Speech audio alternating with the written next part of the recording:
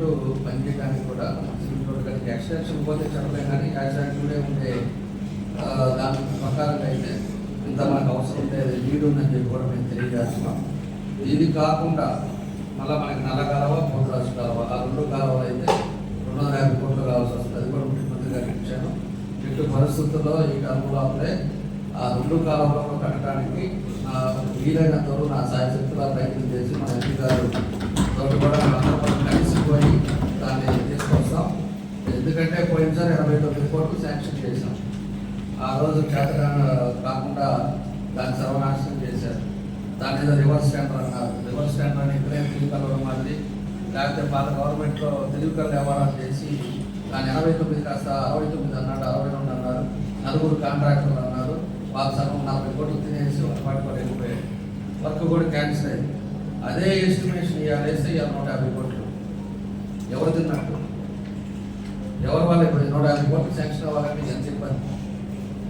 ఇలాంటివన్నీ కూడా ఆలోచించుకోవాలి, ప్రజలు ఆలోచించుకోవాలి. నేను కాదు, మాకేముంటుంది, మనకు ఉండే టైంలో ప్రజలకు ఇబ్బంది లేకుండా ప్రజలకు శ్రేయస్సు కోసం ఏం చేస్తే బాగుంటుందని ఆ పద్ధతిలో వెళ్తుంటాం. కానీ ఎట్లా జరుగుతుంది ఏంటనేది కూడా ప్రజలు కూడా ఆలోచించుకోవాలి.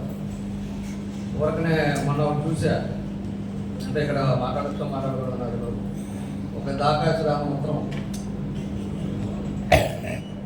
ఇట్లాంటివన్నీ పిచ్చి శాస్త్రాలు పిచ్చి కథలు చేసే వాళ్ళని మీరంతా నాకు మన లేదు కాదు చెప్తున్నా. పోయినసారి నా 15 రోజు ముందు రోజు రాశారు ఇదే ఆకాశ రామన్న. ఆ ఎదవకి ఒకటే చెప్తున్నా, ఏదైనా ఉన్నప్పుడు ఇంకా ఏదైనా ఉంటే ఎవిడెన్స్ పెట్టండి. ఫలానా ఇదిగో ఫలానా దగ్గర ఇది జరిగింది, ఫలానా దగ్గర ఇది జరిగింది అని చెప్పేసి పెట్టండి. ఆ దమ్ము లేకుండా ఊరకనే రిజిస్టర్ పోస్టులు ఇవన్నీ చేసినందుకు మాత్రం ఇక్కడ ఎవరు దాని గురించి ఆలోచించడానికి కూడా ఎక్కువ ఆలోచించే మనస్తత్వం కాదు నాకు. ఎవరో మాట్లాడేది ఏదో పద్ధతులు చేసినప్పుడు దాని గురించి నేను ఎక్కువ ఆలోచించడానికి ఎక్కువ తెలియజేస్తాను. నేను కరెక్ట్గా ఉన్నామా లేదా, మనం చేసే పని కరెక్ట్గా ఉందా లేదా, ఆ పద్ధతులే కావాలి.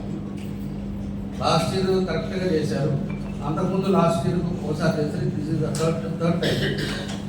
ఆకాశ రామరాజు తీసుకెళ్ళి విజయవాడ వేస్తారు, పనికిరాని చేస్తారు, అది తీస్తాను. నేను కూడా ఎందుకులేని ఊరుకుంటా ఉంటే అది మంచి పద్ధతి కాదు, మనం చేతగలుగుతాము. దాని సంగతి కూడా చూస్తాం. అది కూడా ఎవడనేది కూడా చేస్తాం చేస్తాం. కొంతమంది ఏమో బయట ఊళ్ళో కూర్చున్నారు, హెడ్ మాస్టర్ ఇక్కడ ఉండేదో కథనాలు చేపిస్తున్నారు, పిచ్చి చేస్తారు. అవి కూడా ఎవడెవడు ఉన్నాడు అది కూడా వేస్తాం. కాబట్టి అభివృద్ధి ఈ విధంగా ఇవన్నీ చేస్తూ ఉన్నాం. దాంతోపాటు ఈ రోజుల్లో మనకి ఈ పోతురాజు కాలువ, అదేవిధంగా నల్లగాలం కూడా ముఖ్యమంత్రి గారి దృష్టికి తీసుకెళ్తాం. ఏదైతే ఇదివరకు అనుకున్నాం అండర్ గ్రౌండ్ డ్రైనేజ్ సిస్టమ్ కోసం అని చెప్పేసి ఆ రోజు లోకేష్ గారు పాదయాత్రలో కూడా ప్రామిస్ చేశారు.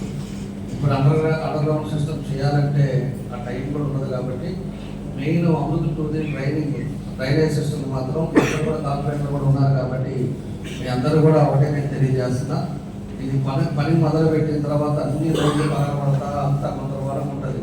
పబ్లిక్ చాలా ఇంట్రెస్ట్ ఫీల్ అవుతారు. ఇదేంటి పగలబట్టాలేంది, ఇదేంటి ఏం చేస్తున్నారు ఏంటి అనేది మాత్రం ప్రజల్లో ఉంటుంది. కానీ మీ అందరూ కూడా తెలియపరచండి. ఎందుకంటే మనకు అప్పుడు 1.5 ఇంచు పైపులు వేశారు, కానీ 3 ఇంచులు పైపులు వేస్తేనే